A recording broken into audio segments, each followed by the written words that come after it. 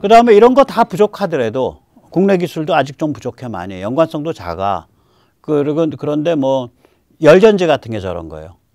그러니까 뭐냐면은 미사일 같은 데서 전자회로가 확 돌아가야 되는데 발사되면서 전자회로 돌아가려면 전지가 확 돌아가야 돼. 근데 전지가 확 돌아가려면은 거기에 전지가 있다는 얘기야, 미사일에. 그런데 일반 뭐 알칼리 전지, 일반 무슨 뭐 그 충전식 전지를 채워놓으면 그게 방전이 돼가지고 그걸 믿을 수가 없어. 그러니까 뭐 5년이고 10년이고 끼워놓으면은 발사 때 그냥 탁 돌아가, 순간적으로 탁 돌아갈 수 있는 그런 전지. 근데 그런 거 민수시장에 별로 안 쓰거든. 전략성이 굉장히 높은 거죠. 저런 거는. 의외로. 그러니까 이런 것들을 많이 고민을 했을 거다. 그 사람들이 매일 저거 고민하는 거예요. 국가연 방사청, 그 다음에 우리 군수기업들이. 왜 그러냐면 우리가 미국이 아니잖아. 미국은 그냥 돈 질러가지고 괴물 같은 거 퍽 만들었다가 뭐 아닌가비요? 우리 안 해? 그렇게 해서 옮겨갈 수가 있는데, 그 다음에 거기는 이제 그 규모가 우리랑 다르죠.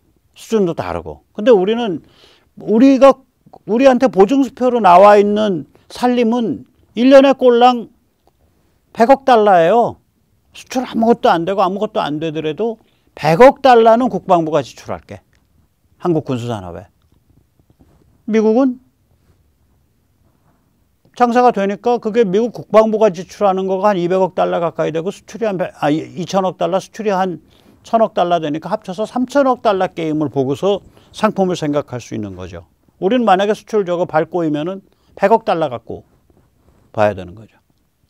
그러니까 3에서 5%밖에 안 되는 거예요. 그런데 저거를 해? 다영역, 플랫폼, 통합, 수반되는 그러한 무기를 발전시켜? 야, 너희 돌았냐? 너희 미쳤냐? 이렇게 되는 거지. 그런 짓을 해온 거예요, 저희가. 그래서 오늘 그 비밀을 말씀드리는 거예요. 이제 아까도 말씀드렸지만 저희가 다영역 퀴티그레이션, 즉 다영역 다영역 융복합 통합 플랫폼을 한단 말이에요. 플랫폼 통합을 한단 말이에요. 그걸 하면서 우리가 이제 최근에 익힌 그런 그 기업 행태가 뭐냐면 전 세계 무슨 나라에 있는 기업이든 간에 이쪽 자유진영 기업이라면 전문 기술 가진 기업은 다 뭐예요? 특히 유럽 쪽이 지금 많이, 유럽이나 이스라엘 같은 데죠. 그래서 예를 들면 한화는 최근에 이닥이라는 회사를 인수했단 말이에요. 이닥 테크놀로지 코퍼레이션. 저기에 가면 한화 기업이라고 돼 있어요. 저게 뭐냐면은 항공기 엔진 부품 만드는 회사예요. 또 한화는 예를 들면은 뭐 인수를 한 건 아니지만 미국의 특장차와 미국의 전술 차량의 명가인 그 오시코시랑 그 미국 그 미육군의 장갑차 사업에 같이 가기로 하고서 지금 그 같이 제안서 준비하고 있고 그러죠. 그 다음에 한화는 또 영국에 있는 위성간 통신 시스템에 대한 전문회사 페이저 솔루션이라는 회사를 인수했단 말이죠. 한화 페이저라고 회사명을 바꿨어요. 그래서 페이저가. 현대로템은 요번에 콩스버그와 같이 뭐를 개발하기로 했냐면 노르웨이의 이제 현대의 K2 전차가 될 가능성이 높잖아요. 그래서 이제 그 무인 무기 제어 시스템, 저기 무기 제어뿐만이 아니라 그러니까 바깥에서 관측하고 AI가 저게 적이다 아니다 판정해주고 버튼 누르면 사격하고 뭐 이런 것들이요. 저걸 리모트 웨폰 컨트롤 시스템에서 RWCS라는데 콩스버그가 저게 세계에서 제일 많이 팔았어요. 미국에 있는 그 무슨 장갑차 같은 데다가. 그 다음에 콩스버그가 또 미사일을 잘 만듭니다. NSM이라고 굉장히 좋은 그러니까 지대함, 함대함 미사일을 만들었다고요. 저거를 노르웨이 한화가 같이 손을 잡았죠. 콩스버그는. 그래서 저거를 천무에 우리 그 천무 239 그 다연장 로켓 시스템에다가 저거를 미사일 쪽은 NSM은 그러니까 콩스버그는 NSM은 한화랑 손을 잡았고요. RWCS는 현대로템이랑 손을 잡았습니다. 그 K2 전차에. 그 다음에 노르웨이에 또 남모라고 이건 세계적인 스마트 포탄 만드는 데예요. 그 남모에 보면 저기 그 사진에 이제 왼쪽에 아래에 있는 거죠. 남모 사이트에서 보면 거기 가만히 글 써 있는 건 뭐냐면 Range Revolution이에요. 그러니까 여기가 세계에서 제일 먼저 155mm 자주포 포탄에 램젯을 적용해서 사거리를 뭐 100km인가 뭐 150km로 늘린대요.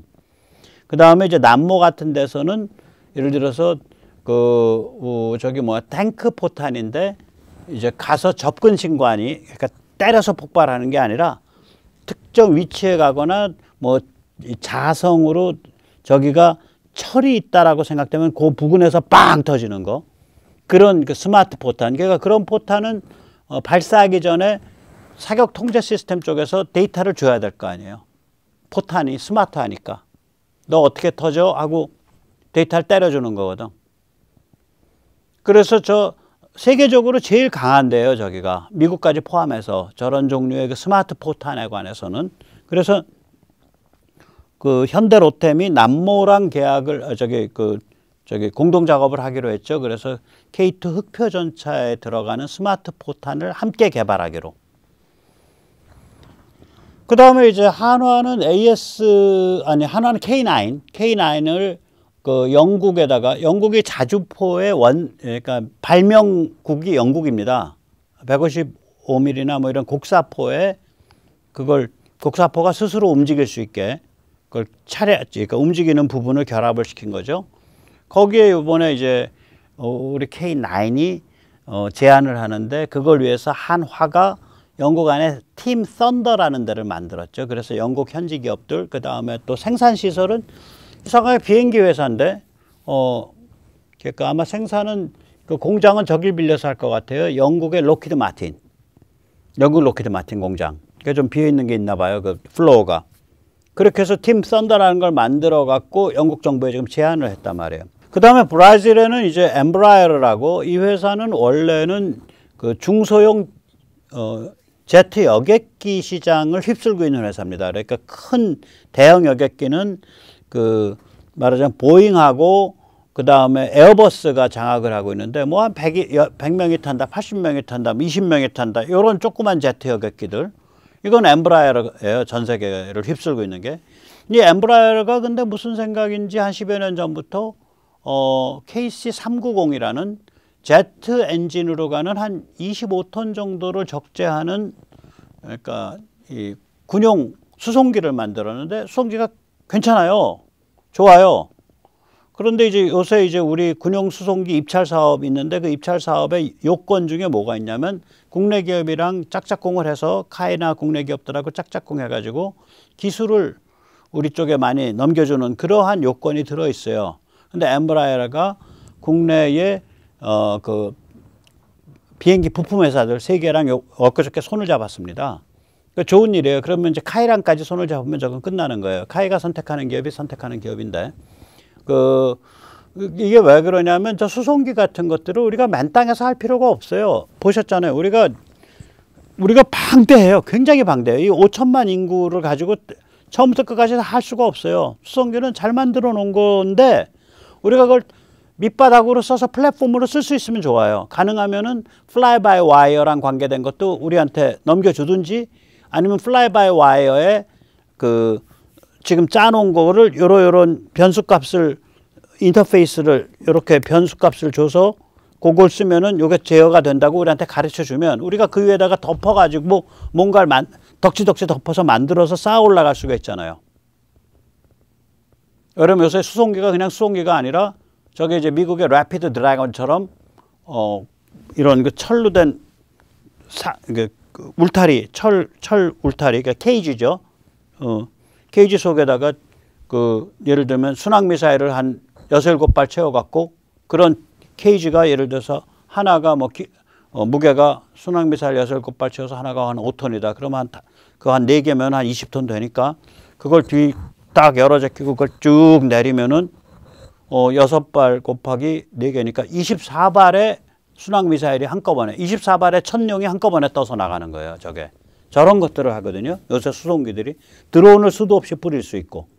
그래서 또 그 안에 뭔가 좀 꾸미면은 공중 조기 통보기가 될 수 있죠. 공중 그 경보 통제기, 예. 공중 에어본 워닝이니까 경보, 그다음 컨트롤이니까 통제, 예. 공중 경보 통제기가 될 수 있는데 이때까지는 미국은 전부 저걸 여객기로 했어요. 여객기로 하는 게 좋을 거예요. 근데 문제는 뭐냐? 만약에 공중 경보 통제기에서 이게 상황 본 다음에 저기서 미사일을 뿌린다든지 혹은 저기서 무슨 드론을 뿌려야 될 때는 어떻게 해야지? 그럼 저게 수송기가 좀 나을 수도 있어요. 그러니까 여러 가지 복합 기능이 되면. 그래서 수송기를 가지고 해볼 만한 일들이 많은데 문제는 뭐냐? 우리가 그걸 뭐하러 맨 땅에서 우리 갈 길도 멀은데 손잡고서 하면 되는 거지. 손만 좋은 조건에 잡을 수 있다면. 그래서 이번에 엠브라이어랑 국내 업체들 간의 내용은 뭐냐면 엠브라이어가 설계도를 부품들입니다. 부품단위. 설계도를 주면 그것을 생산을 하는 건데 생산해서 국내에도 뭐 납품을 하지만 엠브라이어 본사에도 납품을 하는 그런 계약이에요. 그러니까 서로 왔다 갔다 하는. 그러면 이제 전체적으로 보면 그게 R&D가 됐든 기술이 됐든 부품이 됐든 글로벌의 세계 어떤 나라에 있던 전문 기술 가진 업체든지 우리랑 다 손잡자. 그래서 생산, 판매, 군수 지원 다 힘 합쳐서 같이 하자. 지금 뭐 한화 같은 경우는 각국의 현대로템도 각국의 전부 JV를 만들고 있잖아요. 합작법인들을. 생산 혹은 군수 지원을 위해서. 혹은 연구개발을 위해서. 그 다음에 아까도 보셨지만 한화 같으면 이닥도 샀고 M&A죠. 페이저도 샀고 M&A죠. 그 다음에 이제 현대로템 같으면은 콩스버그랑 손잡았고 콩스버그의 RWCS. 한화 같으면 콩스버그의 미사일. 뭐 이렇게 이제 그게 M&A가 됐던 그게 합작법인 JV가 됐던 혹은 그게 전략 파트너가 됐던 막 엮이는 거거든요. 이제 그 상태로 간 거예요. 국내 이제 그 군수 산업 업체들이. 그래서 참 재밌다기보다 굉장히 다이내믹하게 가고 있는 거예요.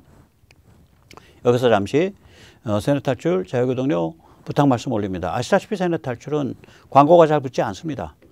붙더라도 좀 늦게 붙습니다. 도와주시면 보다 좋은 컨텐츠를 가지고 찾아뵙는데 커다란 힘이 되겠습니다.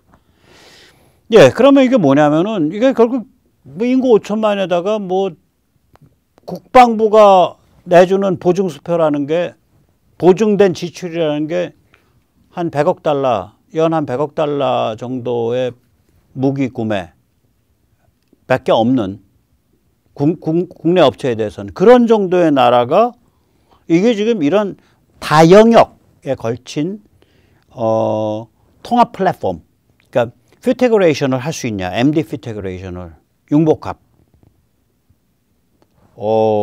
그러니까 미친 거죠. 그 사고 쳤는데 이게 결과가 나왔단 말이에요. 된다는 거예요. 그럼 이렇게 가면 무슨 일이 벌어지냐? 올해 아마 올해 한 20억 달러 하죠, 우리가. 20억 달러. 예. 연 200억 달러. 200억 달러에서 300억 달러 사이일 겁니다, 올해. 200억 달러는 넘어갈 것 같아요. 제가 300억 달러라고 뭐 기분 좋게 적어 놨어요. 저렇게까지는 힘들 거고, 200억 달러는 넘을 것 같고요. 2030년쯤 되면 앞으로 8년 후쯤 되면 이제 KF-21도 나가고 또 다른 무기들도 팔려서 연 한 600억 달러는 할 거다. 또 러시아가 못 파니까. 중국도 많이 못 팔 거고. 그리고 나서 2035년, 36년 가면 연 한 1000억 달러 가지 않겠냐. 거의 미국과 비슷한 수준 갈 수 있다고 저는 보는 거예요. 핵심은 뭐냐면 미국의 핵우산 아래 상대적 독립성을 갖고 있는 거예요, 저게. 근데 상대적 독립성이라 그래도 미국과 척을 지는 게 아니라 미국의 핵우산 아래에 있는 겁니다. 그래서 제가 첨단 전투기 엔진 갸웃갸웃하는 거예요, 그게. 예를 들어서 첨단 전투기 엔진이요, 이 축에 놓고서 보면 돈 쳐바르면 국내 기술로 가능하죠. 뭐 연관성도 투 앤 프롬 민수, 뭐 투 앤 프롬 군수 뭐 나쁘지 않아요. 기술이 좋은 기술이라. 그런데 내수 수출 사이즈가 저게 개판이에요.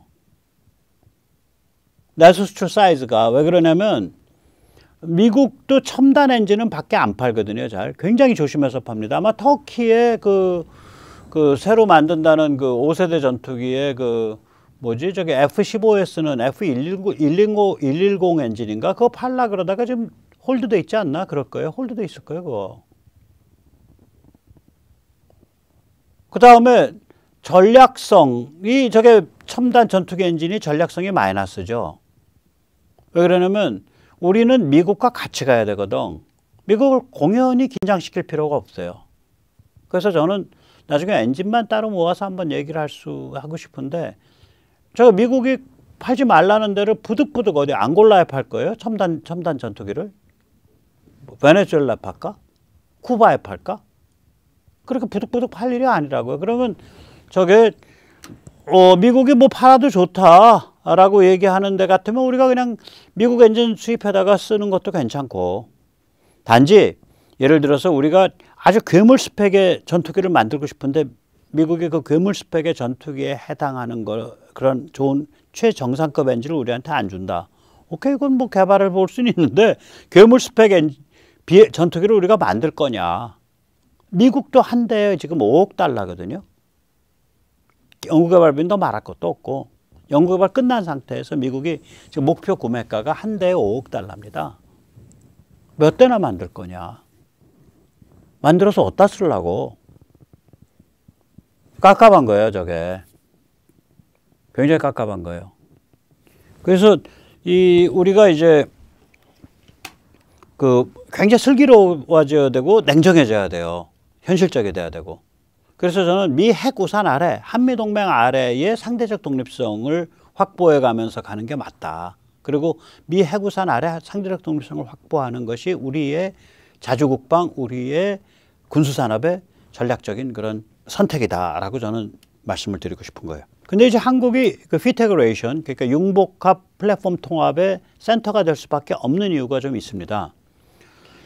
일단 융복합 플랫폼 통합의 센터가 될 만한 나라가 한국 빼고 나면 일본은 저긴 좀 안 되고 한국 빼고 나면 후보가 셋밖에 유럽에 있고요. 후보가 셋밖에 없어요. 영국, 프랑스, 독일인데 영국은 늙었고 프랑스는 엉뚱하고 독일은 베베 꼬였습니다. 지금 독일 무기 앞으로 안 쓸 거예요. 사람들이. 요번에 사실 우크라이나 전쟁은 독일 작품 아니에요. 독일이 저렇게 러시아의 약점이 잡혀져 있으니까 푸틴이 간을 본 거죠. 그 이유는 이제 독일, 프랑스에 의해서 주도되고 있는데요. 그래서 저걸 German, French Axis라고 합니다. EU에 대해서 독일, 프랑스 축. 그러니까 마치 약간 좀 비꼬는 얘기죠. 왜 그러냐면 제2차 세계대전 일으켰던 말하자면 거기를 축동맹, 축이라고 불러잖아요. 엑시스. 그러니까 나치, 일제, 이탈리아를. 거기에 빗대서 그런지 엑시스라고 불러요. German, French 엑시스라고.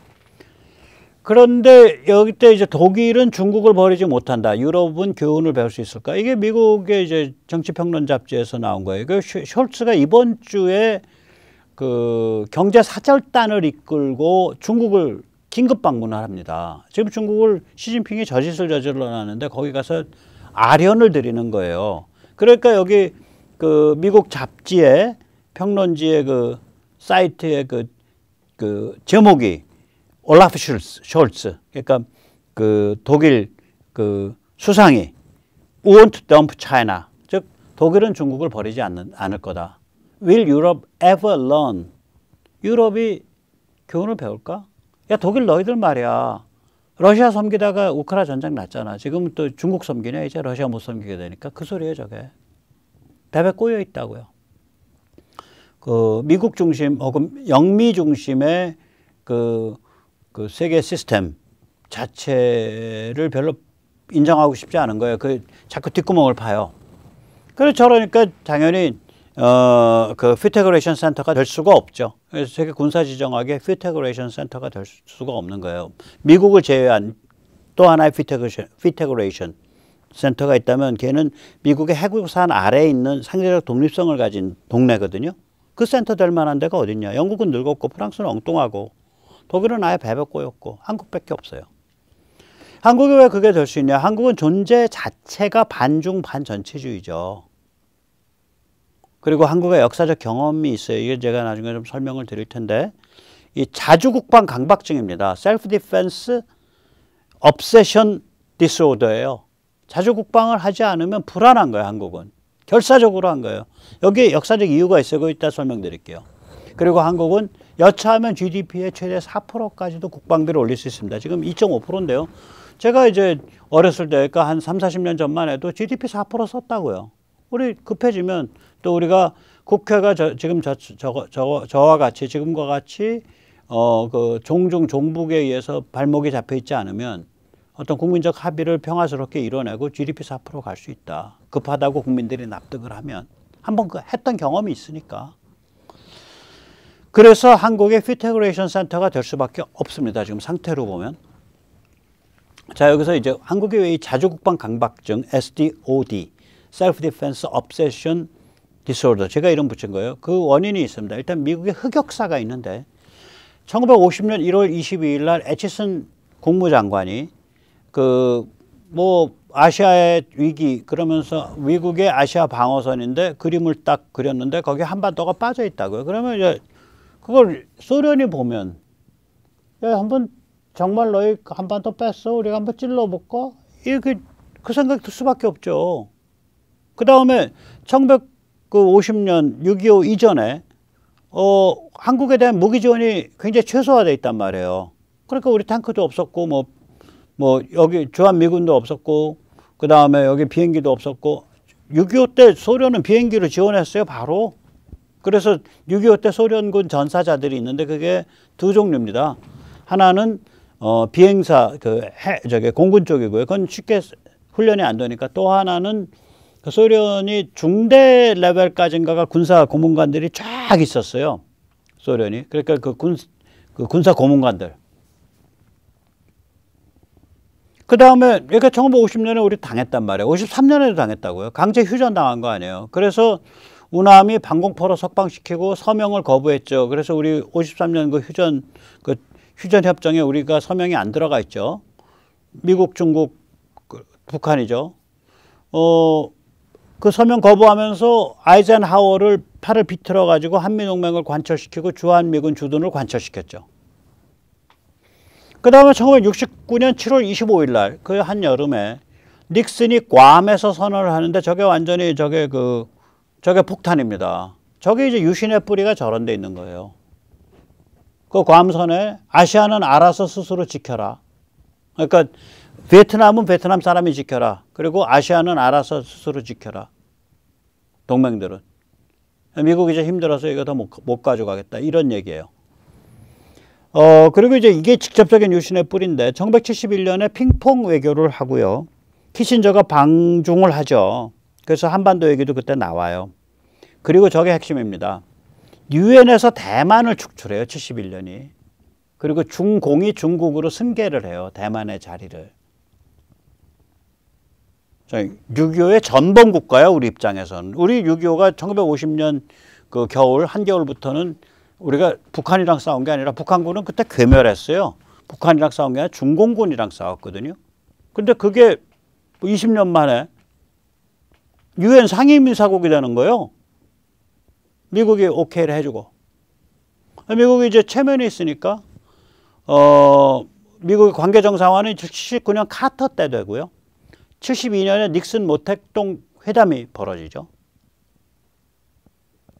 그래서 그때, 그리고 이제 등소평이 왔다 갔다 할 때, 저 사진 보세요. 등소평 젊었을 때 아주 뽀얘가지고, 예, 텍사스 갔을 때 아마 저기 텍사스인지 어딘지 로데오 모자 쓰고 돌아다니는 거 아닙니까? 아마 저 때가 아마 부시 때인가? 아닌가 모르겠다. 아버지 부시 때인가? 닉슨 때인가? 텍사스 로데오 모자 쓰고 찍은 사진이고요. 저 노란 거 안에 들어있는 건 닉슨이 72년도에 베이징에서 모택동과 만나서 눈빛을 주고받는 그런 사진입니다. 뿐만 아니죠. 79년에 카터는, 저 땅콩농장 주인 카터는 극렬한 반박정희 캠페인을 벌리죠. 우리나라에 79년도에 방한을 해서, 국회에서 연설하면서, 민주주의와 인권이란 얘기 두 단어를 한 20번 이상 썼을 거예요. 그러니까 박정희 날려라 이거지. 시그널 확실히 보낸 거예요. 그 다음에 이제 1989년 7월 천안문 학살이 난 지 1개월 정도 지났을 때입니다. 그러니까 아직 천안문에서 피냄새가 아직 덜 가셨을 때인데 아버지 부시의 백악관 안보보좌관 스코우크라프트가 북경에 가서, 베이징에 가서 등소평을 만나서 환담을 하죠. 그러니까 면죄부를 준 거예요, 미국이. 예. 그 다음에 2001년 12월 11일에는 미국의 OK가 나서 중국이 WTO에 가입을 하죠. 이때 대통령이 아들 부시고 그때 상원 외교위원장, 상원의 외교위원회를 이끄는 게 바이든입니다. 바이든이 흑역사가 많아요. 2010년에 천안함이 터졌는데 우리 극구 말렸죠. 우리가 보복 응징 못하게.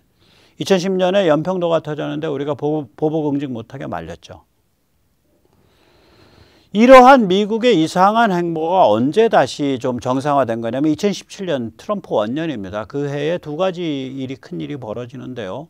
그 해 11월쯤에 그 니키 헤일리 주 유엔 미국 대사의 주도 아래 북한을 포괄적으로 손발을 묶는 결의안이 통과됩니다. 그래서 북에 들어가는 원유, 북에 들어가는 정제유, 또 북으로부터의 뭐 철광석이라든지 이런 수출품, 또 북으로부터 나오는 해외 파견 노동자 이런 데 대한 포괄적인 손발 묶는 그 결의안입니다.